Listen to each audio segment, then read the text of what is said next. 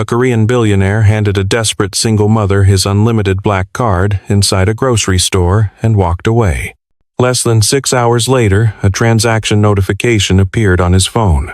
It wasn't designer handbags. It wasn't jewelry. It wasn't a luxury spa package. It was something he couldn't ignore. Instantly, he knew there would be consequences, because in that moment, she made a decision that would shatter everything his father taught him and expose a truth neither of them was ready to face. Welcome to the Exquisite Stories.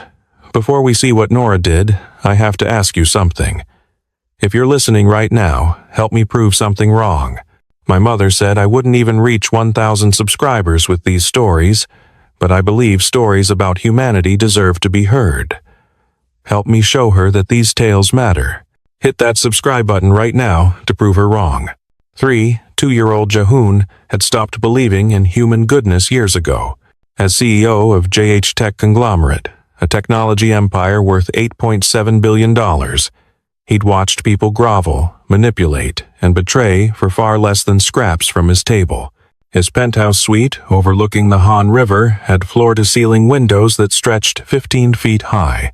Minimalist furniture worth millions arranged in rooms that echoed with clinical emptiness.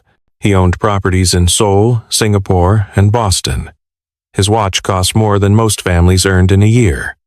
Yet every morning, he woke up feeling like a man suffocating behind glass walls. His late father, Chairman Zhe, had drilled one lesson into him since childhood. Charity is just feeding a stray dog that will eventually bite you, son. The poor are especially dangerous. Give them an inch. They'll take everything and still demand more. They can't help themselves. Desperation makes parasites of everyone. Jahoon had carried that gospel like scripture for 32 years. Every business decision filtered through ruthless efficiency and maximum profit. Every act of corporate giving is calculated for tax benefits and public relations. He'd never once looked poverty in the face and simply helped. Not without conditions, not without control, not without protecting himself first. But that November evening in Boston, something cracked in the ice around his chest. He was in the United States finalizing a merger acquisition, staying in a luxury hotel in Back Bay. His driver was delayed by traffic, and Jahoon, impatient, irritable, and needing bottled water for a conference call, walked 3 blocks to a 24-hour grocery store himself. His charcoal Tom Ford suit cost $5,000. His leather briefcase held contracts worth $60 million.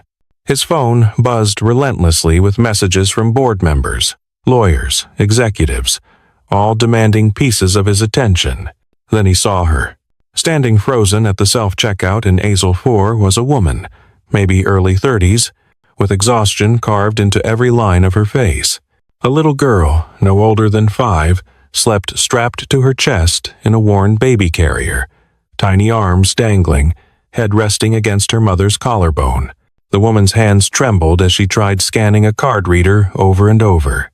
Declined, declined, declined. A store manager approached, clipboard in hand, expression already hardened into bureaucratic indifference. "Ma'am, if your card isn't going through, I'm going to need you to put those items back." The woman, Nora, looked down at the 3 cans of baby formula in her basket. Her voice came out barely above a whisper, cracked from holding back tears. "Please, I just need these. I can try another card." "I have. Store policy, no loitering at the register." Jahoon stopped walking.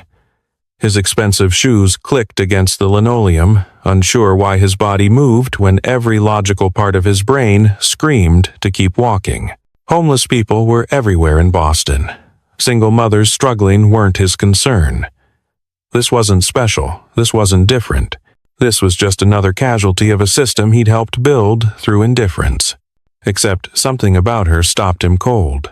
When Nora looked up, there was no performance in her eyes. No rehearsed desperation or manipulative plea, just bone-deep exhaustion, the kind that settles into marrow after months of carrying weight no single person should bear. Her hair was unwashed, tied back in a fraying scrunchie. Her jacket had a ripped pocket. She'd given up on vanity, but not on dignity. "I'm sorry," she said immediately, voice shaking. "We're leaving." We won't cause trouble."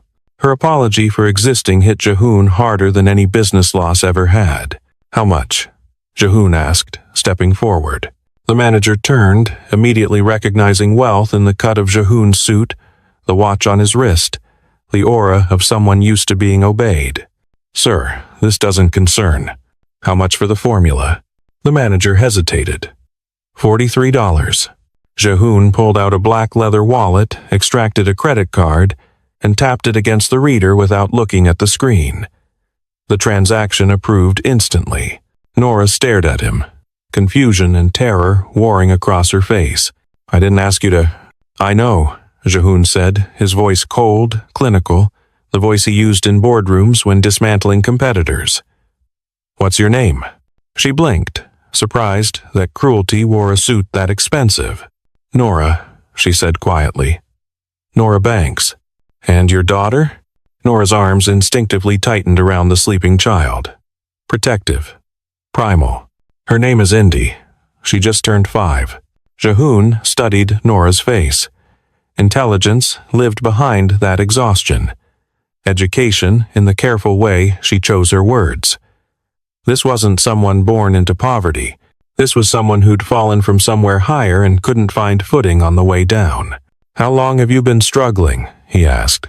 Shame flickered across Nora's features like a match struck in darkness. 7 months, since I lost my job. We've been staying at the YMCA shelter when they have space, sometimes in my car when they don't.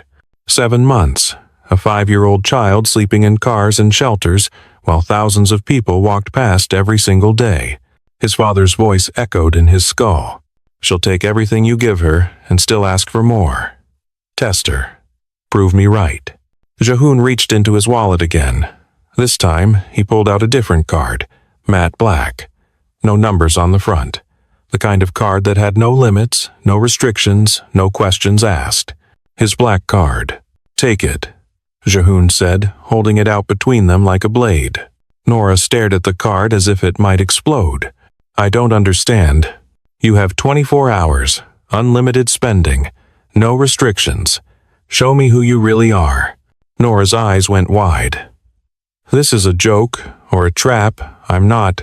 "It's neither," Jahoon interrupted, his tone sharp, emotionless. "It's a test. Prove my father right, or prove him wrong. I don't care which." He placed the card on the checkout counter between them, turned on his expensive heel, and walked toward the exit without looking back. Nora called after him, voice cracking, "Wait. I don't even know you're—" The automatic doors closed behind him, swallowing her words. Jahoon climbed into his car, started the engine, and drove back to his hotel penthouse, his father's voice circling his mind like a vulture. "She'll rob you blind, son. Just wait. Desperation makes thieves of everyone." Jahoon opened his banking app, stared at the screen, and waited for the inevitable notifications to start rolling in. He expected Gucci. He expected Louis Vuitton. He expected a shopping spree that would prove every cynical lesson his father had beaten into him since childhood. What he got instead would bring him to his knees. Jahoon had been in Boston for 6 days, and he hated every single one of them. The city was loud in all the wrong ways. American voices carried too far, laughed too easily, demanded attention without earning it. The streets smelled like coffee and exhaust and something vaguely sweet he couldn't identify. People walked slower here than in Seoul, blocking sidewalks with their casual entitlement, stopping mid-stride to take photographs of buildings that weren't even architecturally significant. They bumped into him without apologizing. They made eye contact and smiled like strangers were friends they simply hadn't met yet. It was repulsive. Jahoon had arrived on a Tuesday to finalize the acquisition of a struggling biotech firm in Cambridge. The company was hemorrhaging money, its founders too sentimental to make the cuts necessary for survival. Jahoon would strip it for patents, absorb the profitable divisions into JH Tech, and discard the rest like trimming rot from an apple. Efficient, logical, exactly what his father would have done. Chairman Je had died 3 years ago, but his voice still lived in Jahoon's head like a second heartbeat. "Weakness is contagious, son. The moment you show mercy, people interpret it as permission to take from you. Business is war. The weak exist to feed the strong. That's not cruelty, that's nature. Jahoon had learned this lesson early. He was 9 years old the first time he watched his father destroy someone. A mid-level manager at JH Tech had embezzled $60,000 to pay for his daughter's cancer treatment. The man came to Chairman J on his knees, begging for leniency, promising to repay every cent over 10 years. Chairman J had him arrested that afternoon, prosecuted publicly. The man went to prison. His daughter died 6 months later while he was incarcerated. Jahoon remembered asking his father why he didn't just fire the man, why prison was necessary. Chairman J had looked at him with those cold, dark eyes and said, "Because if one rat steals cheese and lives, 1,000 more will follow. You crush the first one so hard that the others never forget the sound of breaking bones." That was the gospel Jahoon had built his empire on. No second chances, no compassion masquerading as strategy, no weakness. And it worked. By 28, Jahoon was the youngest CEO in South Korean corporate history. By 30, he doubled JH Tech's valuation. By 32, he had more money than he could spend in 5 lifetimes, and a reputation that made competitors fold before negotiations even began. People called him the Ice Prince. They said he had a calculator where his heart should be. They whispered that he was even colder than his father, which was the highest compliment anyone could give. But alone in his Boston hotel suite at 2 a.m., staring at the ceiling, Jahoon felt nothing resembling triumph. The penthouse was immaculate. Floor-to-ceiling windows overlooked the Charles River, city lights glittering like fallen stars. The furniture was Scandinavian minimalist, all clean lines and muted grays. The art on the walls cost more than most people's homes. Everything was temperature-controlled, soundproofed, designed for maximum comfort. It felt like a tomb. Jahoon poured himself 3 fingers of Scotch Macallan, 25, $2,000 a bottle, and didn't taste it. He pulled up his calendar. Meetings from 6 a.m. to 9 p.m. tomorrow. Conference calls with Seoul. Legal briefings. The merger closing. A dinner with investors where he would smile at the right moments and lie about caring what they thought. His phone screen glowed with unread messages. His VP of Operations asked about Q4 projections. His head of legal, with contract revisions, his assistant confirmed his flight back to Seoul on Sunday. Not a single message from anyone who knew him as anything other than a signature on a paycheck. Jahoon downed the scotch and immediately poured another. His father had been dead for 3 years, but sometimes Jahoon swore he could still smell him, expensive cologne and cigarette smoke and the faint metallic scent of fear that clung to people in Chairman J's presence. His father had ruled JH Tech like a dictator, crushing unions, exploiting regulatory loopholes, and paying governments to look the other way. He'd made billions by treating human beings like disposable machinery, and Jahoon had learned every lesson perfectly. "Do you know why people hate us, son?" Chairman Je had asked him once during a shareholders' meeting, gesturing at protesters outside the building, waving signs about worker exploitation. "Not because we're cruel, because we're honest. We don't pretend the world is fair. We don't lie to them about dignity. We give them exactly what they're worth, nothing more, nothing less. And they hate us for holding up the mirror." Jahoon had believed him then. He'd believed him at the funeral when he stood dry-eyed over his father's casket, feeling only relief that the old man's voice would finally stop. Except it hadn't stopped. It never stopped. "You're getting soft, boy. I can see it. You hesitated in that negotiation last week. You let that supplier negotiate up 3% because his kid was sick. That's how it starts. First it's 3%, then it's 10%. Then they own you." Jahoon threw the empty glass against the wall. It shattered, expensive crystal exploding into 1,000 pieces against imported wallpaper. The sound echoed for exactly 2 seconds. Then silence swallowed the room again. He was 32 years old. He had everything his father told him to want, and he couldn't remember the last time he'd felt even remotely human. The next morning, Jahoon sat through 4 hours of contract negotiations without blinking. He rejected 3 compromise proposals, forcing the biotech founders to accept terms so one-sided their lawyers looked physically ill. When the CEO across the table asked if Jahoon had any conscience at all, Jahoon had smiled the cold smile his father taught him and said, "Conscience is expensive. I prefer profit." The room went silent. The deal closed. Jahoon walked out $340 million richer and completely empty inside. Chairman Jay believed kindness was a weakness. He built an empire on that belief, taught his son to worship at that altar, and died convinced he'd made the world more honest by making it more cruel. If you disagree, if you believe kindness is strength, hit that like button right now. Show the Chairman Jay of the world that they are wrong.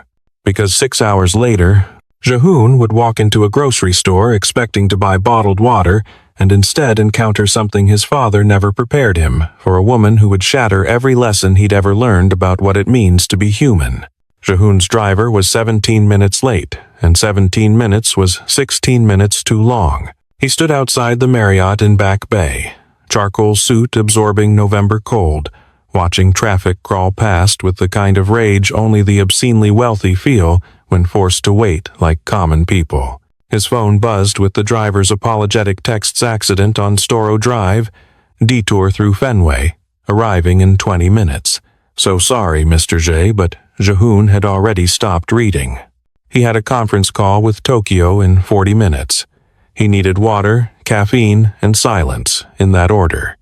The hotel bar was full of tourists, laughing too loud. Room service would take 15 minutes minimum. And standing here, waiting for incompetent employees to navigate basic traffic, felt like volunteering for his own torture. Jahoon turned left and started walking. 3 blocks down Boylston Street, he found a 24-hour grocery store wedged between a CVS and a closed Thai restaurant. The windows were covered in faded sale posters advertising prices from 2 weeks ago. A shopping cart lay abandoned on its side near the entrance. The automatic doors opened with a mechanical wheeze that sounded vaguely asthmatic. Inside, fluorescent lights hummed overhead like dying insects. The air smelled like disinfectant and old produce. A teenager in a green vest stood behind the register, scrolling through his phone, not even glancing up when Jahoon entered. Aisles stretched back into harsh, artificial brightness. Linoleum floors scuffed and peeling at the edges. Jahoon hated it immediately. He found the refrigerated section in the back rows of bottled water arranged by brand and price point. He grabbed 2 bottles of Fiji, the most expensive option available, and turned toward the registers. That's when he heard the crying. Soft at first, almost apologetic. The kind of crying that comes from someone trying desperately not to be heard. Jahoon should have kept walking. Crying strangers weren't his concern. Grocery store melodrama wasn't worth his attention. He had 40 minutes before Tokyo called. He had a driver who was still 16 minutes away. He had no reason whatsoever to investigate human suffering in aisle 4. But something about the sound stopped him cold. He turned left, past the cereal and canned goods, and saw her. A woman stood frozen at the self-checkout station like a statue carved from exhaustion. She couldn't have been older than 32. But something about her face looked ancient, hollowed out, worn down. The kind of tired that settles into bones after months of carrying impossible weight. Her hair was dark brown, unwashed, pulled back in a lopsided ponytail that had half fallen out. Her t-shirt was gray, stained near the collar with something that might have been food or spit up. Her jeans hung loose on her hips, like she'd lost weight she couldn't afford to lose. Strapped to her chest in a faded baby carrier was a little girl, maybe 4 or 5 years old, head lolled against her mother's collarbone in the boneless sleep of complete trust.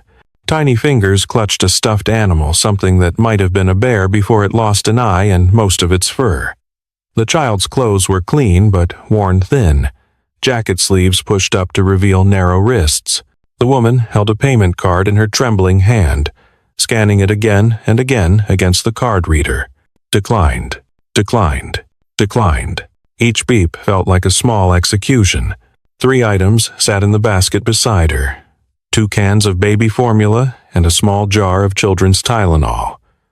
That was it. Nothing else. Not food for herself, not water, not even bread. Just enough to keep a child alive for another few days. The woman's shoulders shook. Tears ran down her cheeks in silent rivers, and she wiped them away quickly with the back of her hand, like crying in public was a crime she was trying to hide evidence of. Jahoon should have walked away. This wasn't his problem. Poverty existed. People struggled. That was reality. His father had taught him that compassion toward strangers was just performance art for people who needed to feel morally superior. Helping one desperate mother wouldn't fix systematic inequality. It wouldn't change anything. And yet, he didn't move. A man in a manager's vest appeared from between the aisles, late 40s. Graying hair, the expression of someone who'd had this exact conversation 1,000 times before. He carried a clipboard and the kind of bureaucratic authority that came from enforcing rules he didn't write. "Ma'am," the manager said, voice sharp, impatient. "If your card isn't going through, I'm going to need you to put those items back." The woman, Nora, Jahoon would learn later, looked up with red-rimmed eyes. "Please," she whispered, voice cracking. "I just need the formula. My daughter hasn't eaten since this morning. I can try another card. I have—" "Store policy," the manager interrupted, already reaching for the basket. "No loitering at the registers. Other customers are waiting." Jahoon glanced around. The store was empty, except for the teenager at the register and an old man examining soup cans 3 aisles over. Nobody was waiting. "I'm not loitering," Nora said, voice trembling between desperation and humiliation. "I'm trying to—" "Ma'am, I'm going to have to ask you to leave." Nora's arms tightened around the sleeping child instinctively, protectively, like the manager might take her daughter along with the formula. Fresh tears spilled down her face. "Please don't make me leave," she whispered. "I'll put everything back. I'm sorry. I'm so sorry. We'll go. Just please don't." "Now, ma'am." Something inside Jahoon's chest cracked like ice breaking. Not kindness. He didn't do any kindness. Not compassion. He'd trained himself out of that years ago. What he felt was annoyance, sharp, irrational annoyance at this manager's performative cruelty, at this woman's public humiliation, at the fact that he was being forced to witness poverty's grinding machinery when all he wanted was bottled water and silence. His father's voice whispered in his head, "Walk away. This isn't your circus. These aren't your monkeys." Jahoon stepped forward. "How much?" he said, voice cutting through the tension like a blade. Both the manager and Nora turned to look at him. The manager's expression shifted immediately upon seeing Jahoon's suit, Tom Ford, unmistakable quality, the kind of tailoring that announced wealth before words could. His shoes alone cost more than this manager made in a month.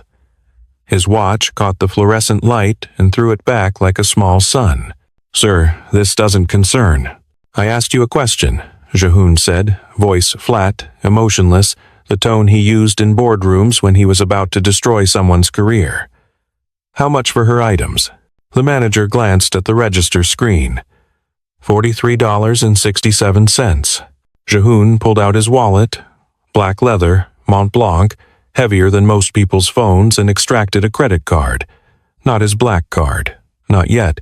Just a standard platinum. He tapped it against the reader without looking at the screen. Transaction approved. The receipt printed. The manager stood there, holding the formula like he wasn't sure whether to hand it over or call security. Nora stared at Jahoon with an expression somewhere between confusion and terror.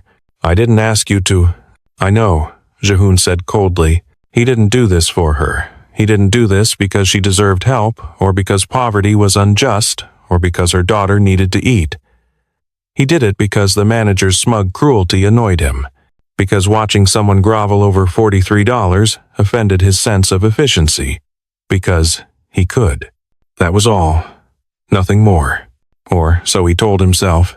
The receipt printed with a mechanical whir, and the manager handed the formula to Nora like he was doing her a favor instead of witnessing her humiliation. She took the cans with shaking hands, clutching them against her chest beside her sleeping daughter, and looked at Jahoon with eyes that held too many emotions to name. "Thank you," she whispered. "I don't know how to. I can't thank you so much." Jahoon said nothing. He should have walked away. Transaction complete. Annoyance resolved. He had water in one hand and 36 minutes before his conference call. There was no logical reason to stay, but something about her face held him in place. He'd seen desperation before. Of course he had. Desperation walked into his office every quarter, dressed in expensive suits, executives begging for extensions on loans, CEOs pleading for mercy before hostile takeovers. He'd watched grown men cry across conference tables. He'd seen desperation in 1,000 polished, professional forms. But this was different. This wasn't the desperation of someone trying to save their company, or their reputation, or their stock portfolio.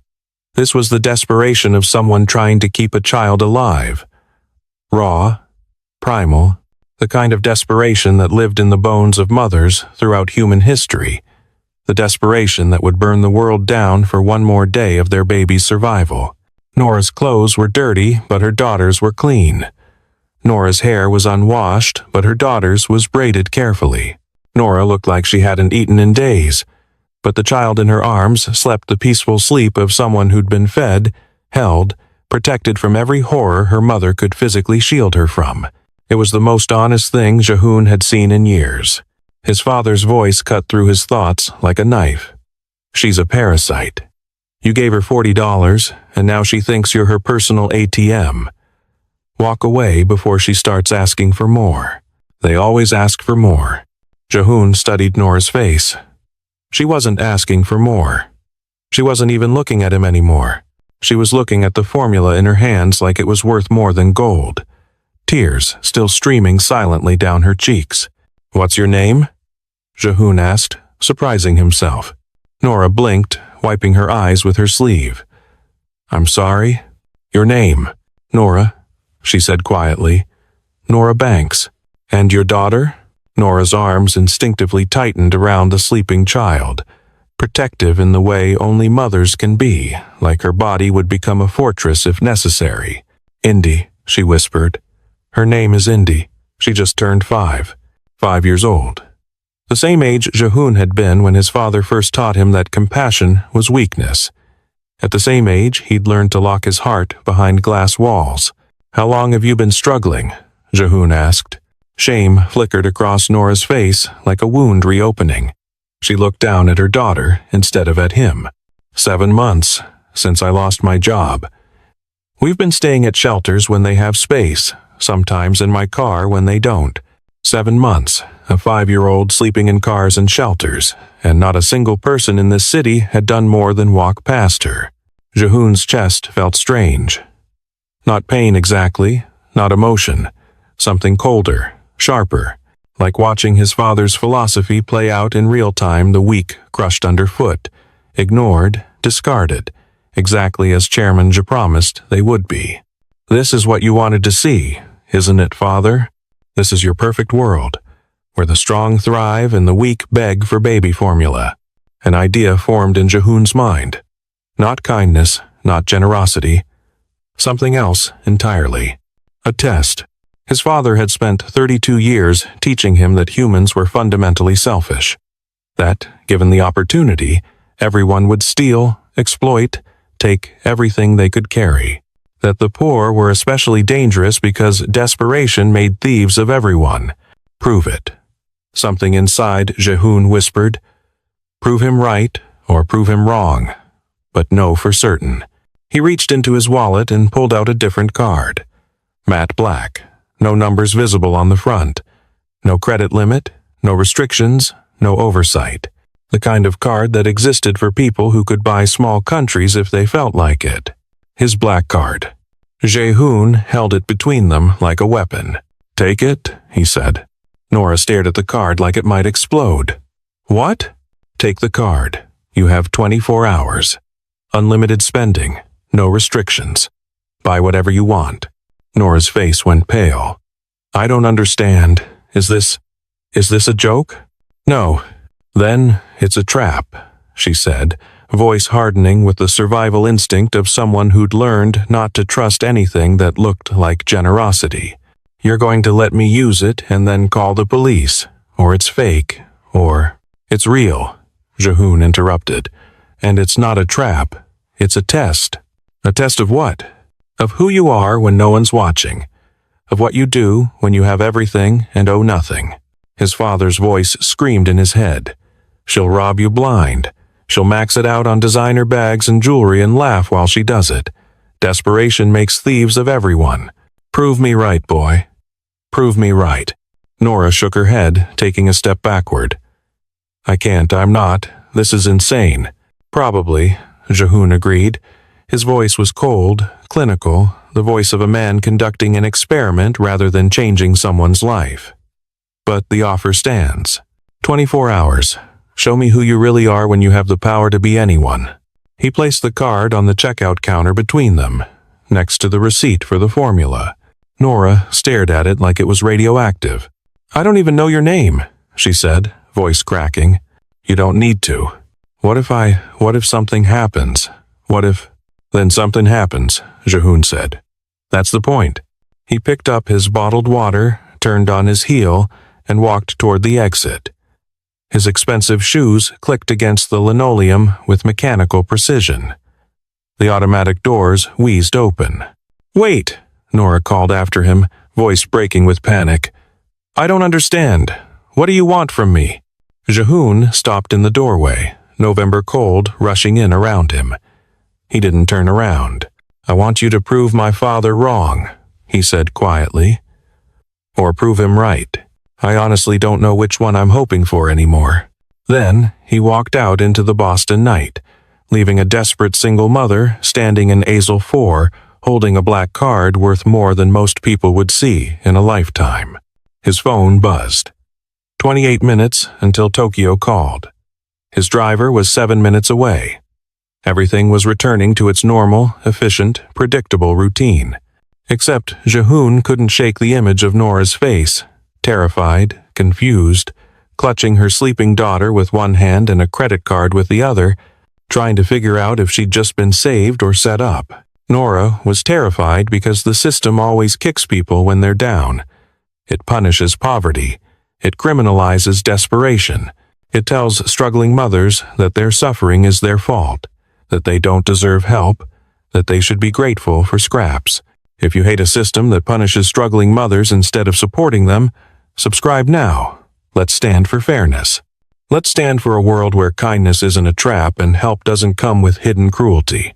Because what happened next would prove that sometimes the most dangerous thing you can give someone isn't money. It's the freedom to show you who they really are. Jehoon made it through the Tokyo conference call on autopilot, answering questions about quarterly projections and market expansion without actually hearing the words coming out of his own mouth. His mind was elsewhere. His attention split between spreadsheets on his laptop screen and the banking app open on his phone beside it. The black card sat in limbo somewhere in Boston, in the hands of a desperate woman he'd met 17 minutes ago, and he couldn't stop checking to see if she'd used it yet. Nothing. No notifications, no alerts, no transactions. The Tokyo executives signed off at 8:47 p.m. Jehoon closed his laptop, poured himself 4 fingers of scotch he didn't want, and stood at the floor-to-ceiling windows of his penthouse suite, staring out at the Charles River below. City lights glittered like scattered diamonds. Cars moved along Memorial Drive in orderly lines. Everything looked organized, controlled, civilized from 43 floors up. He refreshed the banking app. Still nothing. His father's voice curled through his thoughts like smoke. She's savoring it, planning, calculating. The desperate ones are always the most careful thieves. They'll research which stores have the weakest fraud detection, which luxury goods have the best resale value. Give her time. She'll show you exactly who she is. Jehoon sat down on the leather couch Italian, custom-made, cost more than a semester of college, and placed his phone face up on the glass coffee table. The screen glowed in the dim light of the penthouse. He stared at it like a scientist watching an experiment. 9 p.m. Nothing. 9:15 p.m. Nothing. He'd given away unlimited access to his personal wealth to a complete stranger. A woman so desperate she'd been caught stealing formula for her child. A woman with nothing to lose and everything to gain. And she hadn't used the card once. She's probably trying to figure out if it's real, Jahoon thought. Testing it with small purchases first? Smart. That's what I would do. But the notifications never came. 9:30 p.m. Silence. Jahoon drank his scotch and tried to remember the last time he'd felt anything resembling anticipation. Business deals didn't excite him anymore. Acquisitions were just numbers changing on spreadsheets. Winning negotiations felt hollow. He'd stopped caring about money years ago, which was ironic considering he'd spent his entire life accumulating it. But this strange social experiment he'd initiated in a grocery store, this made him feel something. Not quite hope, not quite fear. Something sharper, more dangerous. Curiosity. He wanted to know what Nora would do. He wanted to see if his father was right, if desperation really did make thieves of everyone, if poverty really did corrupt, if the poor were really just waiting for their chance to steal from the rich. And part of him, the part he tried to drown with expensive scotch and 80-hour work weeks, wanted his father to be wrong. 10 p.m. Still nothing. Jahoon laughed bitterly into his empty penthouse. Maybe she hadn't used it because she was terrified. Maybe she'd thrown the card away thinking it was fake or a trap. Maybe she was sitting in her car right now, holding it and crying because she couldn't trust that anything good could happen without consequences. That would be the cruelest outcome, wouldn't it? Not theft, not exploitation. Just fear so deep she couldn't even accept help when it was offered. Or maybe she's smarter than you think, Chairman Jay's voice whispered.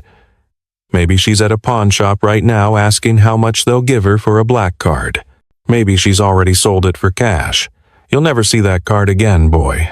You just paid $43 for a very expensive lesson about human nature. Jahoon refreshed the app again. Nothing. He stood up, paced to the window, paced back. His penthouse was too big, too empty, designed for entertaining guests he never invited and hosting parties he never threw. The furniture was strategically placed, but nobody sat on it. The kitchen was fully equipped, but he ordered every meal. The second bedroom had a king-sized bed that had never been slept in. 43 floors of expensive loneliness. 10:30 p.m. Jahoon's phone finally buzzed. His heart jumped, actually jumped, like he was 22 and waiting for exam results instead of 32 and worth billions. He grabbed the phone, hands steadier than they should be, considering how much scotch he'd consumed. Transaction alert. $8.47, 7-Eleven, approved. $8.47. Jahoon stared at the notification like it was written in a foreign language. Not a Rolex, not Gucci, not a luxury hotel, not even a decent restaurant. A convenience store for less than $9. He opened the full transaction details, but they showed nothing except the location and amount. No itemization, no description. Just $8.47 charged to a card with no limit at 10:28 p.m. She's testing it, Jahoon thought immediately. Small purchase first, see if it goes through. Then the real spending starts. The jewelry stores, the electronics, the designer boutiques. This is reconnaissance. His father's voice agreed. Smart girl. She's making sure it's real before she really bleeds you. Give her another hour. You'll see charges in the thousands. She's probably already making a list. But something about that $8 purchase bothered Jahoon. What did you buy at a 7-Eleven for $8? Cigarettes? Energy drinks? Lottery tickets? Or food? For a child who'd only eaten formula that day. 11 p.m. No new notifications. Jahoon refreshed obsessively now, every few minutes, watching his phone like it held answers to questions he didn't know how to ask. The penthouse felt smaller, the silence louder. The city lights outside his window looked less like diamonds and more like distant campfires, other humans living other lives he'd never understand. 11:30 p.m. Transaction alert. $67.23, CVS Pharmacy, approved. $67 at a pharmacy. Jahoon's jaw clenched. Here it comes. She's buying gift cards. That's the play. Buy $500 in gift cards at CVS, resell them for 80% cash value. I've seen this scam before, but it was still only $67. Barely a rounding error in his daily spending. If she was planning to rob him, she was doing it very slowly. Midnight came and went. No Cartier, no Louis Vuitton, no Tesla dealership, no luxury real estate down payment. Just $8.67, both at stores that sold necessities, not luxuries. Jahoon sat in the dark of his penthouse, Scotch glass empty, phone glowing on the table, and felt something he hadn't felt in years. Doubt. No doubt about Nora. Doubt about his father. Doubt about every lesson he'd been taught. Doubt about the fundamental worldview that had shaped his entire existence. What if you're wrong, Father? What if desperation doesn't make thieves of everyone? What if some people stay good even when the world gives them every reason not to? 1 a.m. Jahoon's eyes burned from staring at his phone. No new charges. He should sleep. He had meetings at 7 a.m. He should stop obsessing over a stranger's spending habits. But he couldn't.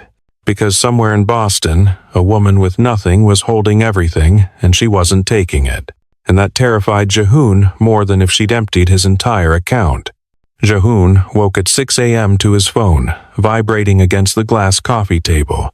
He'd fallen asleep on the couch, still dressed in his suit pants and wrinkled dress shirt. Scotch glass empty beside him, banking app still open on his phone screen. 3 new transaction notifications waited. His pulse quickened as he grabbed the phone, squinting against the morning light flooding through the penthouse windows. The Charles River glittered below, early commuters already forming lines of traffic along Memorial Drive. Boston was waking up, and somewhere in that city, Nora Banks had been busy. Transaction alert. $45. Null. Walgreens Pharmacy. 11:47 middags. Approved. Transaction alert. $200. Safe Haven Motel. 12:33 a.m. Approved. Transaction alert. $1,200. Boston Wholesale Grocers. 1:16 a.m. Approved. Jahoon sat up, ice flooding his veins. $1,200 at a wholesale grocer.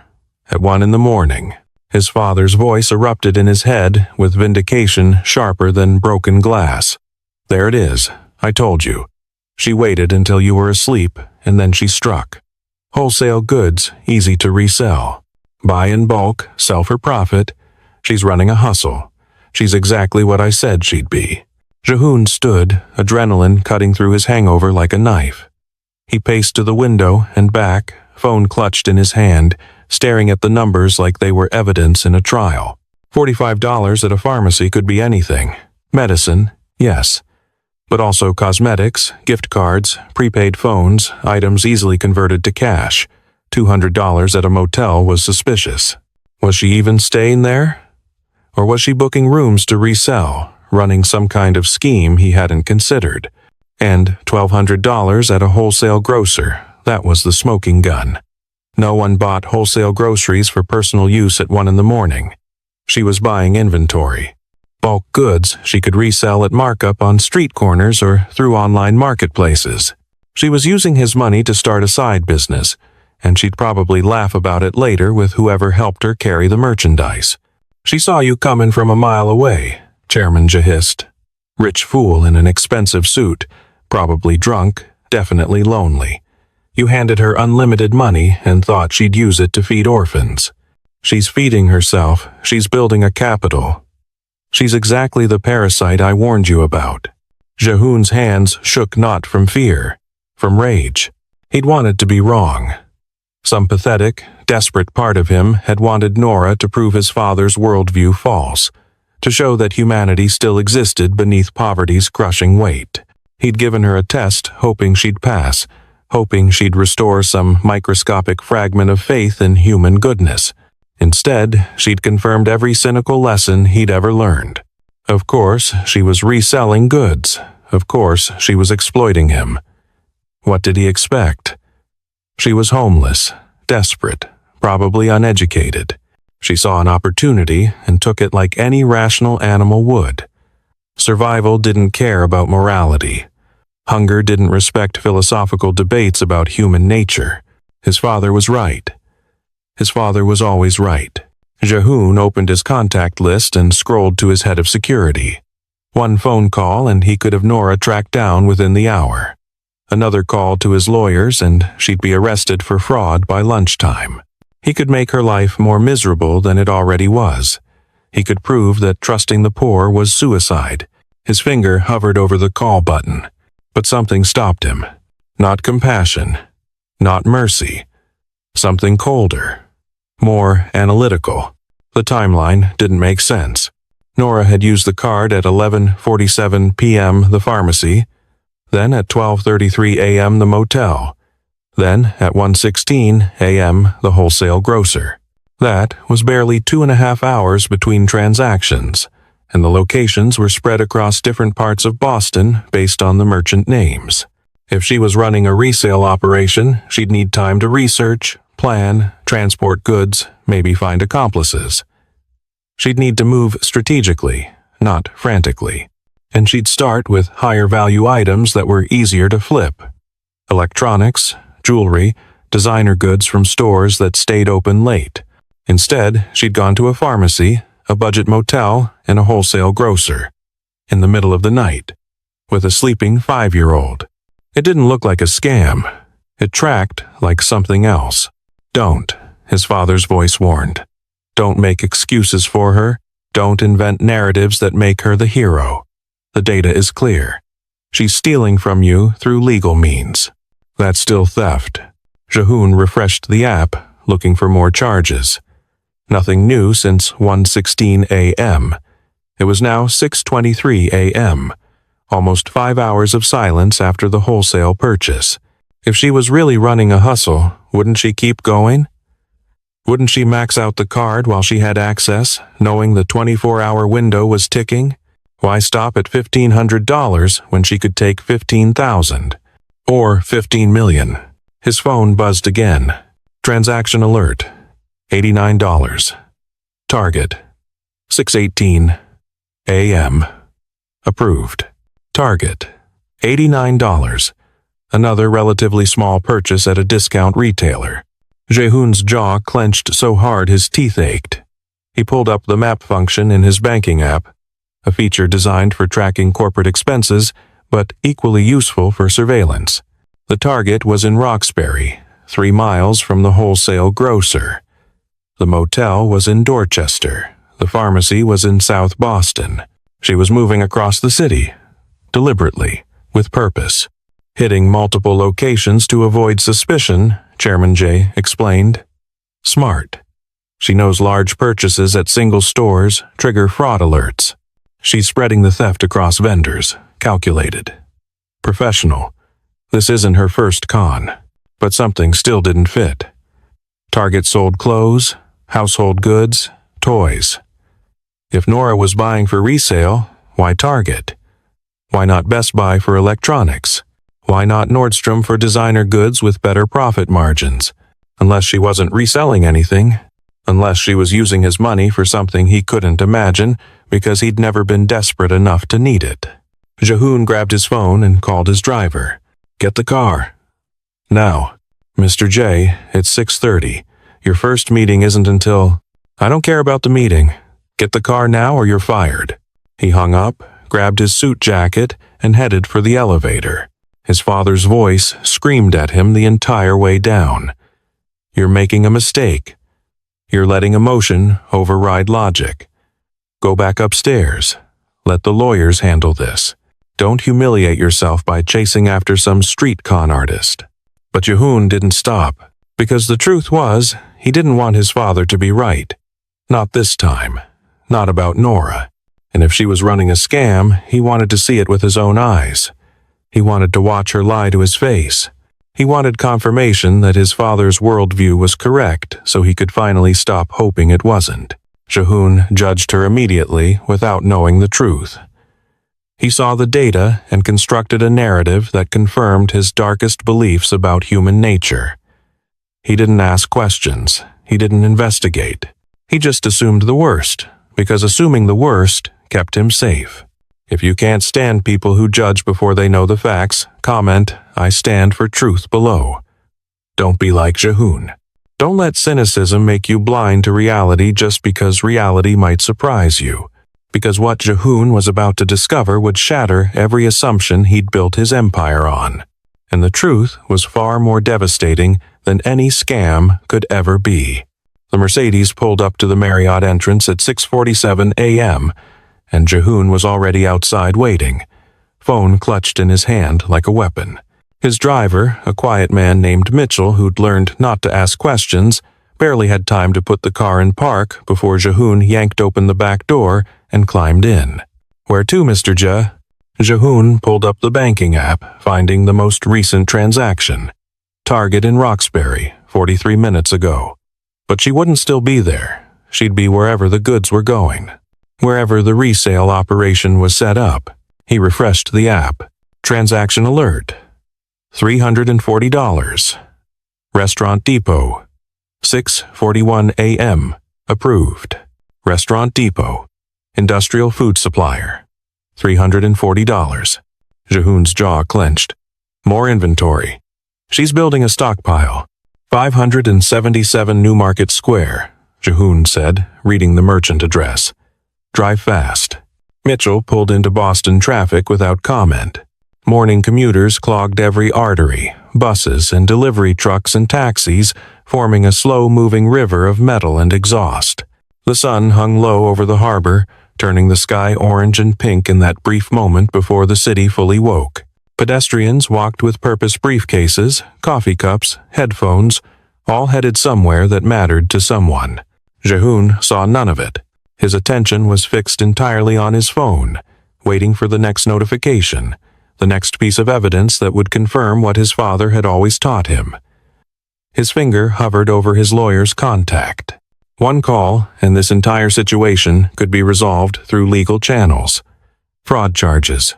Asset recovery. A police report that would follow Nora for the rest of her life. But he didn't call. Not yet. He wanted to see it. He wanted to watch her face when he caught her. He wanted that moment of recognition when she realized the rich fool she'd been scamming was standing right in front of her. "You gave her a test and she failed," Chairman Je's voice said with satisfaction. "Now you get to watch her pay the price. This is the lesson, son. This is what you needed to learn. Kindness is just feeding a stray dog that eventually bites you." Traffic crawled through the South End. Mitchell navigated with practiced efficiency, cutting through side streets, avoiding the worst bottlenecks. 20 minutes to Newmarket Square. Then 15. Then 10. Jae-hoon's phone buzzed again. Transaction alert, $520. Medical supply warehouse, 7:04 a.m. Approved. $520 at a medical supply warehouse. Jae-hoon's hands formed fists. What is she doing? Building inventory for resale, running some kind of street pharmacy. Change of destination, Jae-hoon said, reading the new address. 1440 Columbia Road. Faster. Mitchell merged onto I-93, accelerating into the HOV lane. The city blurred past old brick buildings, construction cranes, billboards, advertising insurance, and colleges and injury lawyers. Boston in motion, indifferent to the drama unfolding in the back seat of a luxury sedan. Jae-hoon had stopped drinking at 2 a.m., but his head still throbbed with dehydration and rage. He'd slept 3 hours on a leather couch in wrinkled clothes, and now he was chasing a homeless woman across Boston like some deranged stalker. His board meeting started in 45 minutes. He had investor calls stacked through lunch. His assistant had texted 6 times asking where he was. He ignored all of it, because nothing mattered except catching Nora in the act. Nothing mattered except proving his father right so he could finally stop hoping his father was wrong. The Mercedes exited onto Columbia Road, passing through neighborhoods that got progressively rougher boarded windows, chain-link fences, graffiti tags on concrete walls. The kind of neighborhoods Jehoon only saw from inside cars with locked doors and tinted windows. "There," Jehoon said, pointing at a location pin on his phone's map. "The medical supply warehouse should be," but as they rounded the corner, Jehoon saw something that made his certainty crack. The medical supply warehouse was closed. Metal gate pulled down, no lights, no activity. The transaction had been processed 40 minutes ago, which meant Nora had been there and left. "Keep driving," Jehoon said. "Follow Columbia Road." They drove another mile, passing auto repair shops and dollar stores and a library with bars on the windows. The sun climbed higher, burning off the morning chill, revealing Boston in harsh daylight, beautiful in the tourist areas, brutal everywhere else. Then Jehoon saw it. On the left side of the street, wedged between a closed laundromat and a check-cashing storefront, stood a building with peeling yellow paint and hand-painted letters above the door. Roxbury Community Outreach Center. A small crowd had gathered outside. Maybe 20 people, mostly women, some with children. They stood in a loose line, patient despite the cold, wearing jackets too thin for November weather. A few sat on the concrete steps, smoking cigarettes, talking quietly. 2 teenage boys leaned against the wall, hoods up, watching the street with the wary attention of people who'd learned to notice everything. And standing at the door, handing something to an elderly woman with a walker, was Nora. Jehoon's breath caught. She looked exactly the same as she had 7 hours ago. Same dirty t-shirt, same worn jeans, same exhausted face. Her daughter Indy was no longer strapped to her chest. Instead, an older woman, maybe 60, gray hair, kind face, stood beside Nora, holding the sleeping child while Nora distributed something from cardboard boxes stacked near the entrance. "Pull over," Jehoon said, voice barely above a whisper. Mitchell parked across the street. The Mercedes looked obscene in this neighborhood, glossy black paint, chrome accents, worth more than most of these people made in 5 years. Several heads turned to look. A few gazes hardened with suspicion. Jehoon didn't move. He sat frozen in the back seat, watching through tinted windows as Nora handed the elderly woman a plastic bag. The woman hugged Nora, said something that made Nora smile, actually smile. Despite the exhaustion carved into her face, and shuffled away using the walker for support. Next in line was a young mother with twin toddlers. Nora crouched down to the children's height, said something that made them giggle, then handed their mother 2 bags. Then a man in a wheelchair. Then a teenage girl who looked like she hadn't eaten in days.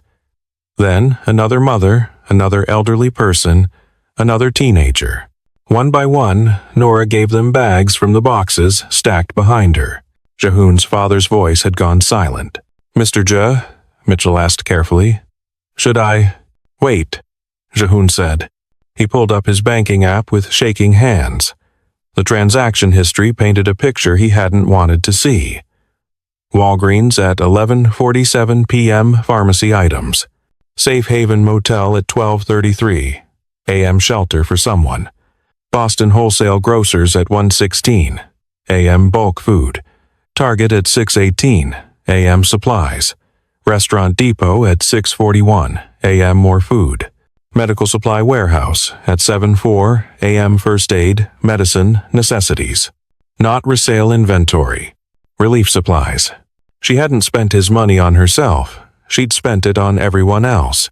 Jehoon sat in his Mercedes, separated from poverty by tinted glass and 30 years of his father's teachings, and felt something inside his chest crack completely open. Jehoon opened the car door before his mind could stop his body. The November air hit him like cold water, sharp and clarifying. Mitchell started to protest something about security, about the neighborhood, about the optics of a billionaire walking into Roxbury alone. But Jehoon was already crossing the street.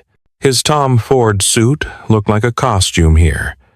His leather shoes clicked against cracked pavement littered with cigarette butts and broken glass. Every step felt like crossing a border into a country he'd only seen from highways and airplane windows. The people in line noticed him immediately, their conversations quieting, eyes tracking his movement with the alertness of prey animals watching predators. Jahoon didn't care. He walked straight toward the community center entrance where Nora stood, distributing bags to a man who looked 70 but was probably 50, aged by streets and substances and survival. She handed him 2 plastic bags heavy with groceries, said something soft Jahoon couldn't hear, and touched the man's shoulder with genuine tenderness. The man's eyes filled with tears. He nodded, clutched the bags like they contained gold, and shuffled away.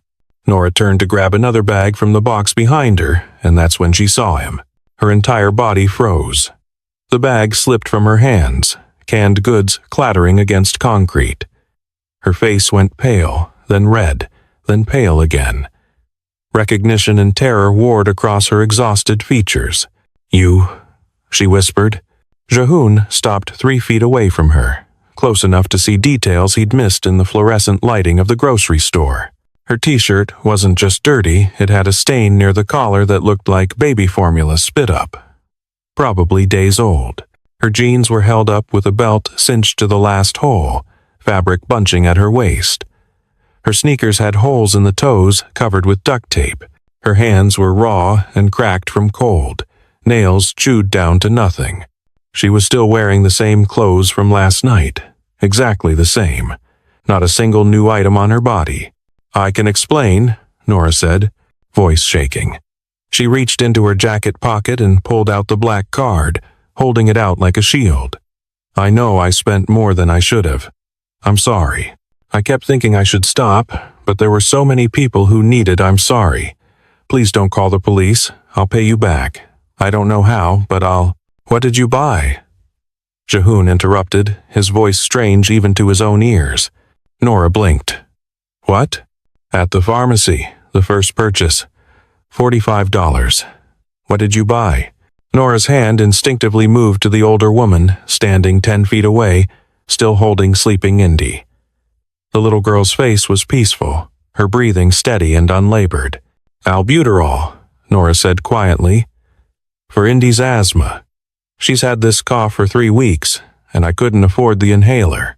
The emergency room wanted $200 just to see her. So when you gave me the card, the first thing I did was go to Walgreens and buy her medicine." Jahoon felt something twist in his chest. "And the motel? $200 at Safe Haven Motel?" Shame flickered across Nora's face. "That wasn't for me. I know you probably think, but it wasn't. There's this woman, Dorothy. She's 73. She sleeps behind the community center most nights because the shelters are always full. It was supposed to drop to 30 degrees last night, and she has arthritis so bad she can barely walk. I couldn't give myself a room and leave her in the cold. So I got her a room for 3 nights, warm bed, hot shower. She cried when I told her. The wholesale grocers, the restaurant depot, the medical supplies. Every transaction suddenly made perfect, devastating sense. "You didn't buy anything for yourself," Jahoon said. It wasn't a question. Nora looked down at the concrete, tears spilling over. "I started to. I went into Target and stood in front of the clothes for 20 minutes. I found a coat that was on sale, $34. I held it. I even walked to the register. But then I saw this mother with 3 kids and she was counting change, trying to buy diapers, and I couldn't. I couldn't spend money on a coat when her kids needed diapers. So I bought the diapers. And then I started thinking about everyone I know from the shelters, everyone sleeping in their cars, everyone begging outside the tea stations. And I thought, when am I ever going to have this chance again? When am I ever going to be able to actually help?" She gestured at the boxes behind her bulk rice, canned vegetables, pasta, beans, baby formula, diapers, first aid supplies, hygiene products, basics, necessities, the kind of things people took for granted until they couldn't afford them anymore. So I went to Restaurant Depot when they opened at 6:30 and bought everything I could carry. Then I called Sister Margaret, who runs this center, and told her I had supplies. She opened early. I've been handing things out since 7. The line behind Jahoon had grown 30 people now, maybe 40, all waiting patiently for their turn to receive bags of food from a woman who had nothing herself. Jahoon turned and looked at them. Really looked. A mother with a baby strapped to her chest, no stroller, wearing a jacket held together with safety pins. An elderly man with one leg, crutches worn smooth from years of use. A teenage boy with a black eye and split lip, clothes 2 sizes too small. A woman who couldn't have been older than 25 but looked 50, track marks visible on her forearms. His father had called them parasites. Leeches. Dangerous. Chairman Je had taught him that the poor were poor because they were weak, lazy, morally deficient. That they'd take everything and give nothing. That they deserved their suffering because suffering was just the natural consequence of inferiority. But looking at them now, really seeing them, Jahoon saw something else entirely. He saw Dorothy, 73 years old, sleeping in her first warm bed in months because Nora chose her comfort over her own. He saw children who would eat tonight because Nora bought bulk rice instead of a coat. He saw people receiving medicine, diapers, hygiene products, dignity because one desperate woman with unlimited access to wealth chose to lift others instead of herself. Nora had held millions in her hand. Jahoon's black card had no limit. She could have bought a car, rented an apartment, bought designer clothes, eaten at 5-star restaurants, disappeared into a comfortable life, and never looked back. Instead, she'd bought asthma, medicine, and motel rooms and bulk groceries for people society had deemed disposable. "How much is left?" Jahoon asked, his voice barely above a whisper. Nora pulled out her phone, cracked screen, barely functional, and showed him a notes app where she'd been tracking every purchase. "I've spent $2,412, she said. "I know, that's a lot. I know you probably didn't mean for me to— How much more do you need?" Jahoon interrupted. Nora stared at him like he'd spoken in a foreign language. "What?" "To finish. To give everyone what they need." "How much more?" Tears streamed down Nora's face. I can't." "Estimate," Jahoon said, voice firm now, certain. "How much more?" Nora looked at the line of people, at the boxes that were already half empty, at the community center that served 300 families every week. "Maybe 3,000 more?" she whispered. "For winter coats. More medicine. Formula for the mothers. There's never enough formula." Jahoon pulled out his phone and opened his banking app. He transferred $5,000 directly to the community center's account, then another $5,000 to Safe Haven Motel with a note, "For Dorothy and anyone else who needs warmth." Nora watched his screen, mouth open, unable to form words. She had millions in her hand and spent it on others. Greedy people would never do that. Greedy people would have bought themselves a new life. But Nora chose humanity over comfort, chose community over safety, chose love over survival. If you're not siding with greed, hit subscribe right now. Let's prove that generosity still exists. Let's prove that Chairman J was wrong about human nature. Because what Jahoon was witnessing wasn't weakness or parasitism or danger. Everything his father had spent 32 years teaching him didn't exist. Jahoon stood frozen on cracked concrete in Roxbury, watching a woman apologize for spending his money on saving lives, and felt the architecture of his entire worldview collapse. His father's voice erupted in his skull, furious, venomous, desperate. "Leave. Leave right now. She's manipulating you. This is performance. She knew you'd come looking. She staged this entire scene to make herself look charitable so you wouldn't press charges. Don't fall for it. Don't be weak. Walk away." But Jahoon couldn't move, because everything his father taught him had been a lie, not a mistake, not a misunderstanding. A deliberate, calculated lie designed to justify cruelty and call it wisdom. Chairman J had spent 32 years teaching his son that compassion was weakness, that the poor were parasites, that human goodness was just self-interest wearing a prettier mask. And Jahoon had believed him. He'd built an empire on that belief. He'd crushed competitors, exploited workers, maximized profit at the expense of humanity. He'd fired 1,000 employees to boost quarterly earnings by 3%. He'd lobbied against minimum wage increases. He'd fought unionization efforts. He'd donated to charities only for tax breaks and positive press coverage. He'd done everything his father taught him to do. And standing here, watching Nora, exhausted, terrified, still wearing dirty clothes while surrounded by people she'd fed, Jahoon understood with devastating clarity that he'd wasted his entire life worshipping a gospel of cruelty. Nora wiped her tears with the back of her raw hand and walked toward him, each step cautious like approaching a wild animal. The older woman, Sister Margaret, Jahoon assumed held sleeping Indy closer, protective instinct activated by the presence of a man in a $5,000 suit. "Please don't be angry," Nora said, voice breaking. "I know I spent way more than you probably meant. I know I should have asked permission first. But there were so many people, and I just kept thinking, when will I ever be able to help like this again? When will any of us get another chance?" She held out the black card between them, her hand trembling so violently the card shook. "I'm giving it back now. I'm done. I promise I won't use it again. Please don't call the police. Please don't prosecute. I have a daughter. She needs me. I'll pay you back somehow. I don't know how, but I'll find a way. Just please." "Stop," Jahoon whispered. But Nora kept talking, words tumbling out in panicked streams. "I kept receipts for everything. I can show you exactly where every dollar went. Nothing was for me. I swear nothing was for me. I know you probably think I'm lying, but I can prove."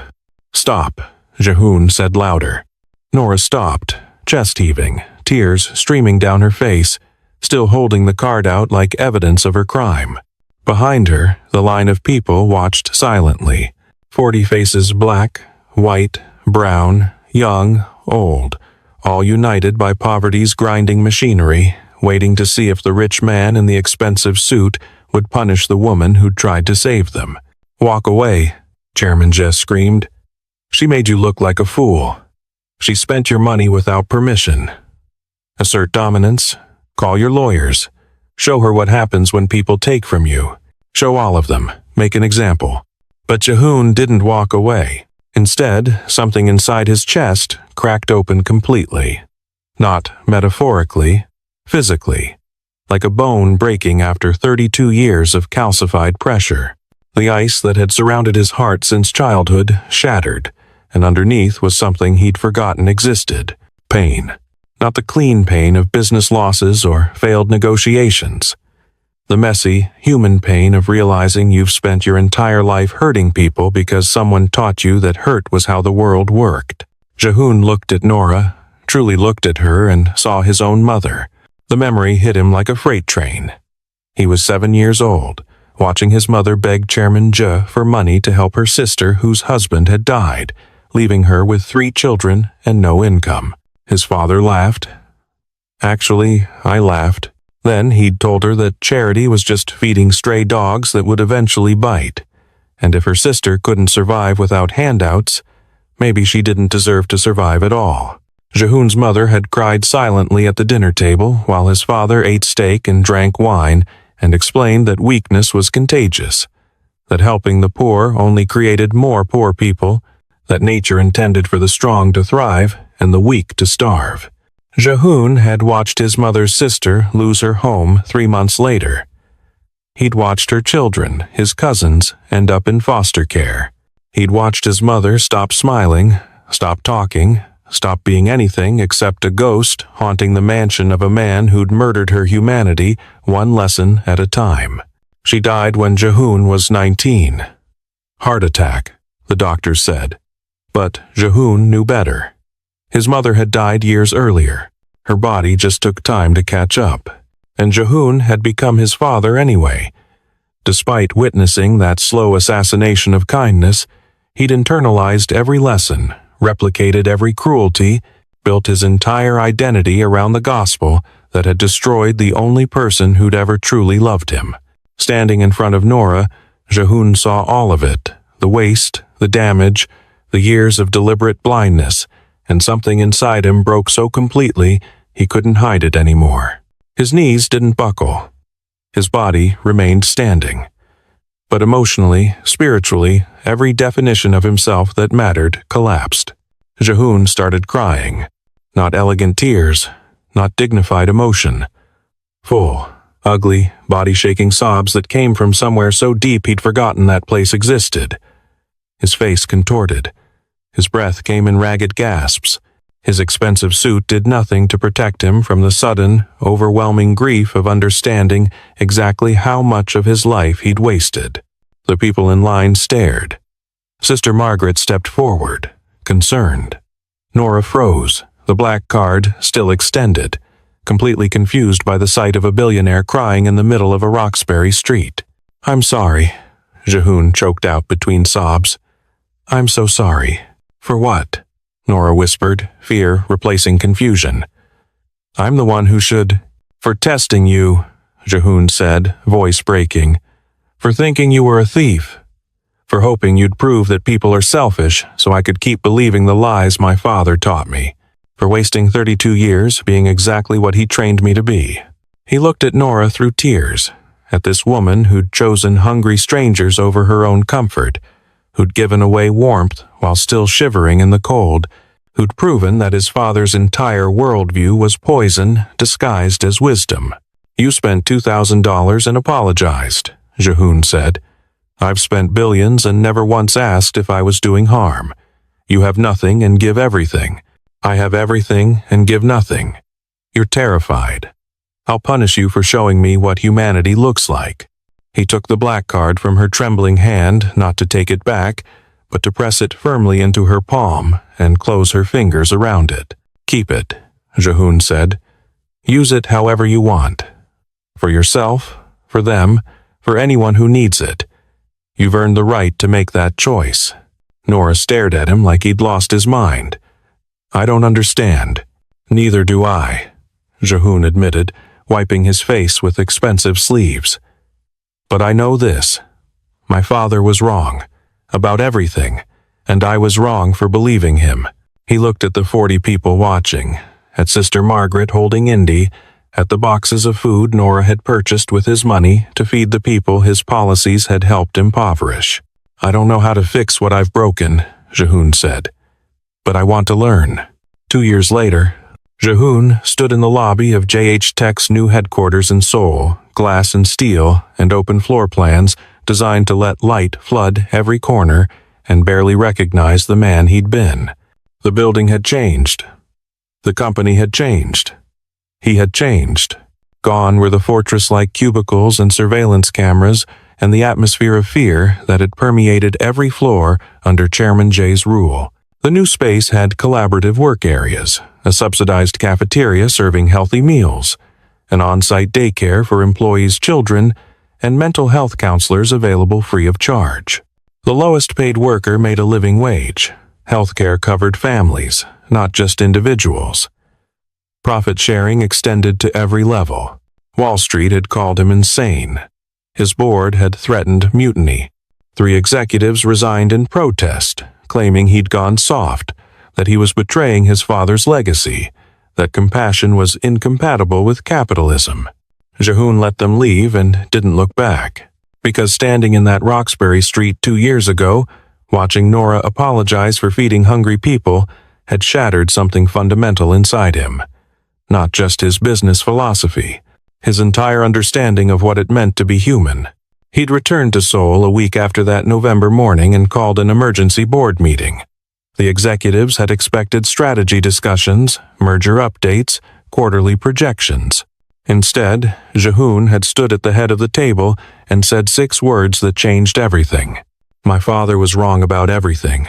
Then he'd spent 3 hours dismantling the empire Chairman Zhe built, explaining in excruciating detail how JH Tech had profited from suffering, how their supply chains exploited vulnerable workers, how their tax strategies starved public services, how their lobbying efforts crushed unions and weakened labor protections. The room had been silent except for the sound of his voice destroying his own legacy. "We're going to rebuild," Jehoon had said, "from the ground up, and we're going to do it right this time." Half the board walked out. Investors threatened lawsuits. The stock price dropped 23% in a single day. Business magazines ran articles predicting JH Tech's collapse, calling Jehoon's transformation either a mental breakdown or an elaborate publicity stunt. But Jehoon didn't stop. He restructured supply chains to ensure fair wages. He established an independent ethics board with real power to investigate complaints. He divested from industries that profited from human suffering, private prisons, predatory lending, pharmaceutical price gouging. He created a charitable foundation with a mandate to address systemic poverty, not just provide Band-Aid solutions. And he'd offered Nora Banks the job of running it.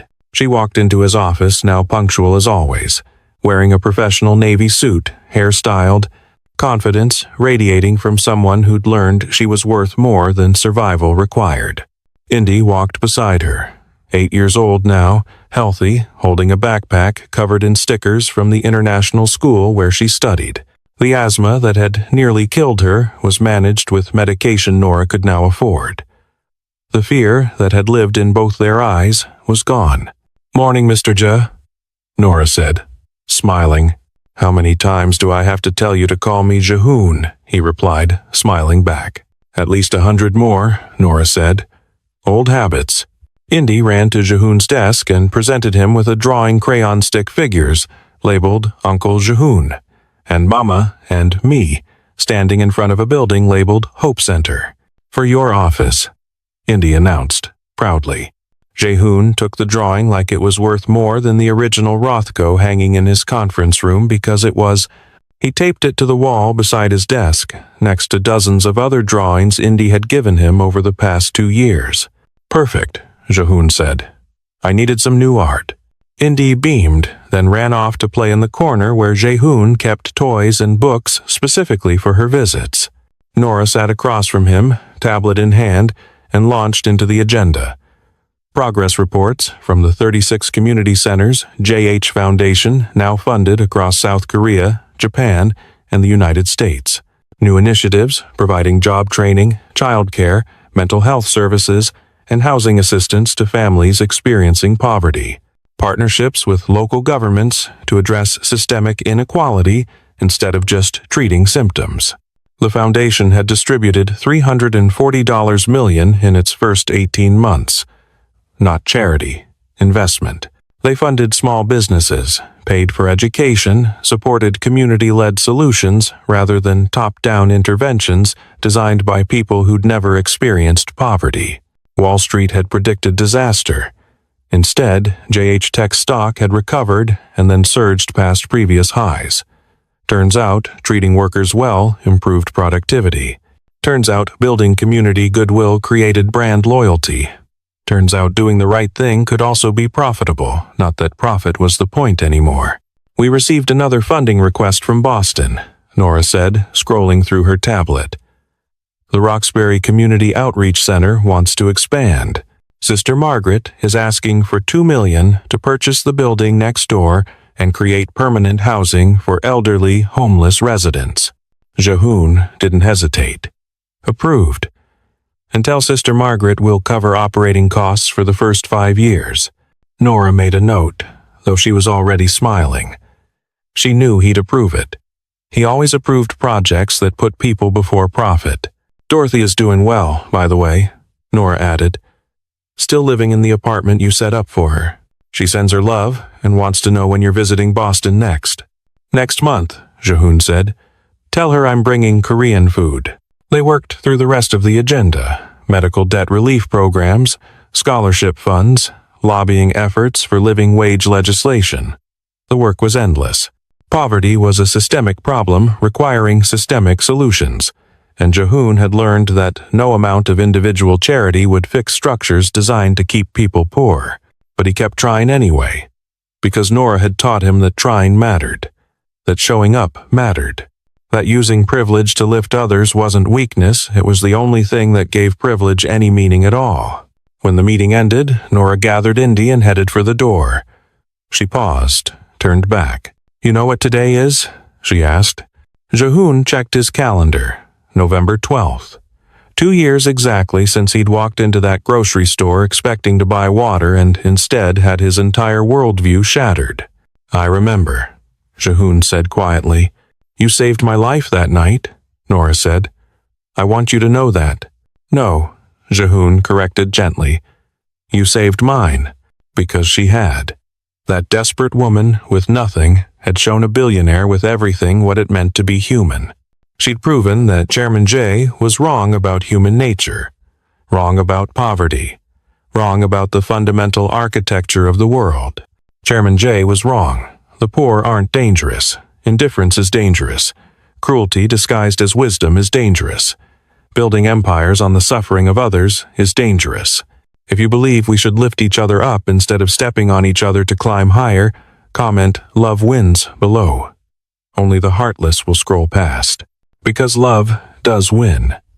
Not in fairy tales or movies, but in real life, in small moments, in grocery stores and community centers and corporate offices where people choose compassion over cruelty. Jehoon had spent 32 years being the Ice Prince, and it had made him rich and miserable and empty. He'd spent 2 years learning to be human, and it had made him whole. The empire he was building now wouldn't be measured in stock prices or quarterly earnings. It would be measured in lives changed, families housed, children fed, communities strengthened. It would be measured in Indy's laughter and Dorothy's warm apartment and Sister Margaret's expanded center and the thousands of people who no longer had to choose between medicine and food. That was the legacy Jehoon wanted. Not his father's empire of ice, but something warm, something real, something that mattered. If this story warmed your heart, share it with someone you love. Because stories about humanity deserve to be heard. And the only way to change the world is to remind each other that love still exists, that generosity still matters, that we can choose kindness even when cruelty seems easier. Thank you for listening. See you in the next one.